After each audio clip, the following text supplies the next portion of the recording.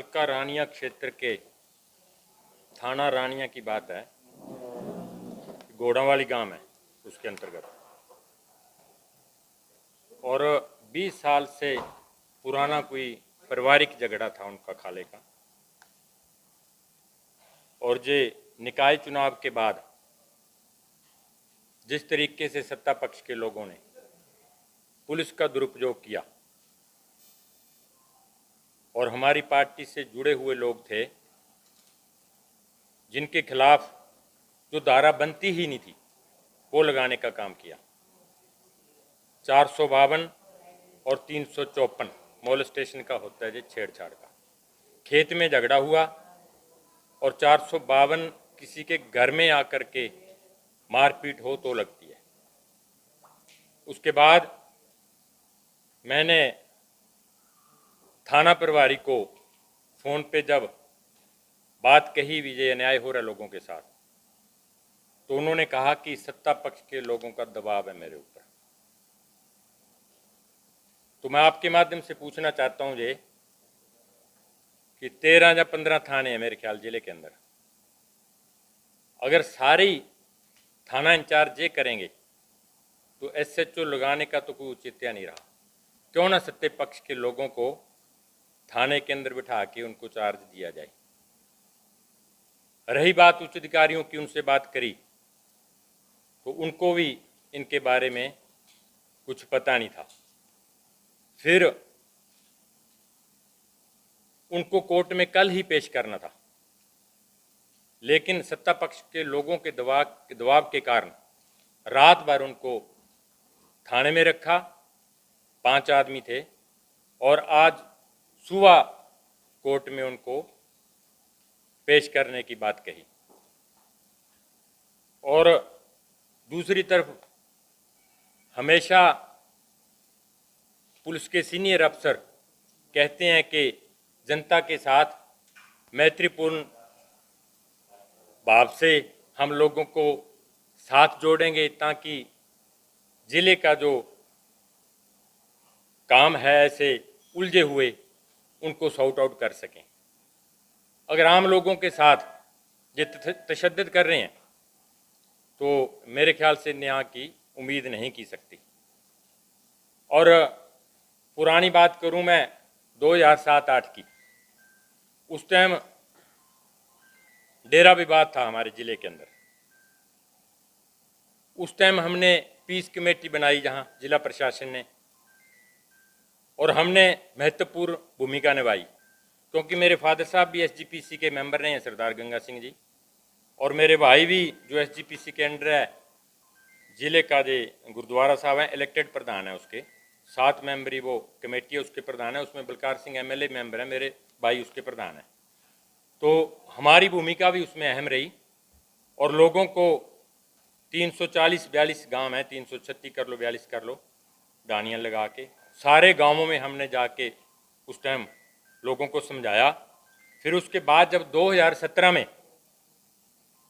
जब ये डेरा विवाद फिर शुरू हो गया, जहाँ कोर्ट का जो फैसला था, उस टाइम बी उमाशंकर जी जहाँ आए थे, उस टाइम गुड़गांव में कमिश्नर थे और सरकार ने उनको स्पेशल जहाँ लगाया था क्योंकि 2007 और 8 में यहाँ डीसी रहे थे वो, और ढिल्लों साहब थे हमारे अमिताभ जी, वो भी एसपी रहे थे, और दोनों की जहाँ उन्होंने स्पेशल नियुक्ति की सरकार ने।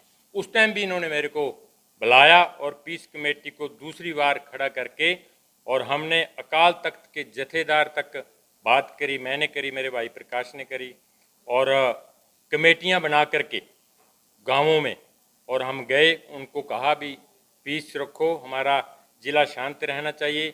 और ये जो मुकदमा है, जो केस है, जो कोर्ट का फैसला है, चाहे किसी के हक में हाथ है, किसी को ज़्यादा खुशी भी नहीं मनानी चाहिए और ना किसी को वो करना चाहिए।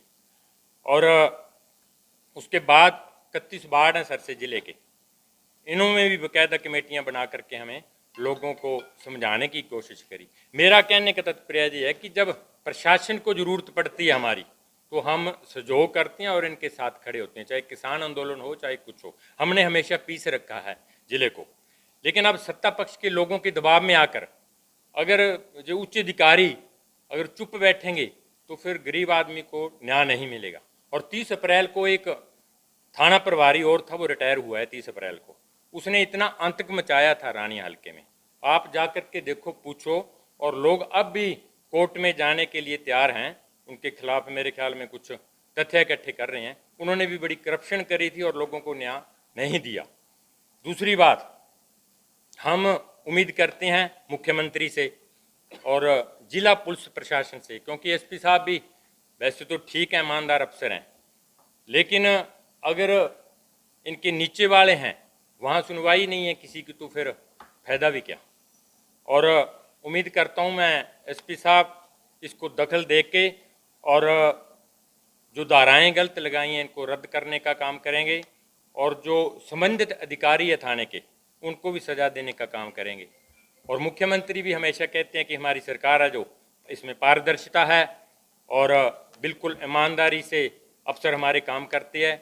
लेकिन मेरे ख्याल से पिछले इनकी सरकार जो 2014 से बनी है, लेकिन हर डिपार्टमेंट के अंदर मेरे ख्याल से मैंने इतना भ्रष्टाचार नहीं देखा। अगर तहसीलदार की बात भी करो, चाहे डावाली है, चाहे उनका एडिशनल चार्ज यहाँ सिरसा का भी था, उनको भी कल पता किया मैंने और उसके खिलाफ भी एक इंक्वायरी आ रही है, इतनी करप्शन है। दूसरी बात, लोकल रानिया पुलिस की बात करें तो एक तार चोरी हुई थी माँ बड़ोलियाली गांव में, जैसे ट्यूबवेलों की होती है, तो एक बड़ोलियाली गांव के आईपीएस अफसर हैं और उनका भी पर्चा दर्ज नहीं कराया, बड़ी मशक्कत करनी पड़ी उन्होंने। आप समझ गए होंगे मैं किसका कह रहा हूँ। और उन्होंने पर्चा दर्ज करवाया अपनी अप्रोच से, लेकिन जो और लोग बैठे हैं वहाँ उनका आज तक पर्चा दर्ज नहीं कराया। पर्चा दर्ज होएगा, फिर उनकी ट्रेस करेंगे, फिर अनट्रेस पड़ा रहेगा, हमारे पे दबाव आएगा। इस कारण उन्होंने रांदी काट दी, पर्चा दर्ज करा ही नहीं। अगर सरकार वाकई अगर पारदर्शिता रखती है, मैं उम्मीद करता हूँ जिला प्रशासन और ये जो मुकदमा हमारे कार्यकर्ताओं के खिलाफ बनाया है, खास करके वो पिछड़े वर्ग से संबंधित है, प्रजापति परिवार से हैं वो लोग, और उनकी सुनवाई बिल्कुल नहीं हो रही और उस इलाके में बड़ा भारी रोष है। और अगर हमारी सुनवाई इसमें ना हुई, अगर संबंधित अधिकारियों को इसकी सज़ा ना दी जिन्होंने पर्चा दर्ज किया है, और एक जो आईओ है वहाँ, आईओ वाकई ही निष्पक्ष जांच करना चाहते थे वो जो आईओ है, लेकिन ऊपर जो सीनियर बैठे हैं उसके उनके दबाव के कारण उसके भी हाथ खड़े हो गए। और मैं उम्मीद करता हूँ कि पुलिस के जो उच्च अधिकारी है ये सही फैसला देंगे, और अगर ना दिया तो इसी जगह पे फिर अगली प्रेस कॉन्फ्रेंस करके हम कोई घोषणा ऐसी करेंगे कि कोई एजिटेशन करें, चाहे कोई धरना दें। नहीं, इनका 20 साल पुराना पारिवारिक है। इनके रिश्तेदारों में भी कोशिश करी समझाने की, चलो झगड़ा हो गया, जो धारा बनती है वो लगाओ। 452 और 354 तो मोलेस्टेशन का बनता है, वो तो बनता ही नहीं इसमें, चाहे किसी वकील से पूछ लो आप, तो धारा गलत लगा दी। फिर जो लग भी गई, कल पेश करना चाहिए था कोर्ट में, लेकिन जो लोकल अफसर बैठे हैं पता नहीं किस दबाव में थे, उन्होंने कल उनको पेश नहीं कराया, रात उनको थाने में रखा। और आज मेरे ख्याल से सुबह मेरी बात इधर उधर हुई थी, कहने लगे आज तैयारी कर रहे हैं कोर्ट में जाने के लिए। उसमें उसकी जो चोट लगी है, जिस लेडीज़ के जो धारा इनके ऊपर लगाई है, हमारे बंदों के ऊपर, जो जिस लेडीज की तरफ से है, मेरे नाम नहीं याद क्या है, तो उसके हस्बैंड के हाथ में लाठी भी है। उसके हाथ में तीन बंदे हैं, उनके तीनों में, जो आप वीडियो की बात कह रहे हो, तीनों के हाथ में लाठी भी है। तो उस अफरा दफरी में पता नहीं किससे लगी जा, उनसे लगी जा, कैसे आपस में एक दूसरे से लाठी खींचातानी होगी, तो उसकी बाजू पे चोट लेडीज के लगी है दूसरे पक्ष के।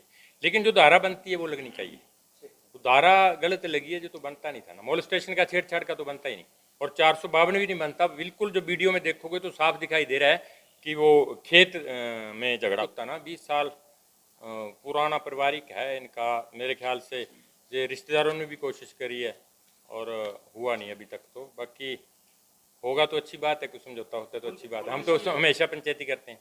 पुलिस की आपने बात कही, रानिया में नशे को लेकर के पूरी तरह से काफी लोगों की मौत हो गई और सत्ता पक्ष के जो जुड़े नेता है उन पे भी आरोप लग रहे हैं। प्रमोद जी की शहर पे ये धंधा चल रहा है, इस चुनाव में भी ये नशा बड़ा मुद्दा था, सट्टा लोगों की मौत इसमें जो इसको लेकर के आप क्या मानते हैं कि रानिया पुलिस इसकी जिम्मेदार है?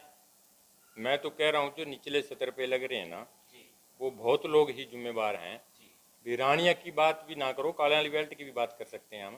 तो नशा तो बिक रहा है और इस निकाय चुनाव में भी बिल्कुल शरेआम बेच रहे थे वो लोग। और पुलिस को तो पता होता, अगर पुलिस चाहे तो मेरे ख्याल में कंट्रोल कर सकती है। और प्रेस कॉन्फ्रेंस करने का मतलब तो ये चलो झगड़े की बात थी, अगर न्याय नहीं मिलता तो हम कोर्ट का दरवाज़ा भी खटखटाएंगे। और मेरे को पता भी, उम्मीद भी है भी, कोर्ट बिल्कुल हमें सही न्याय देगी।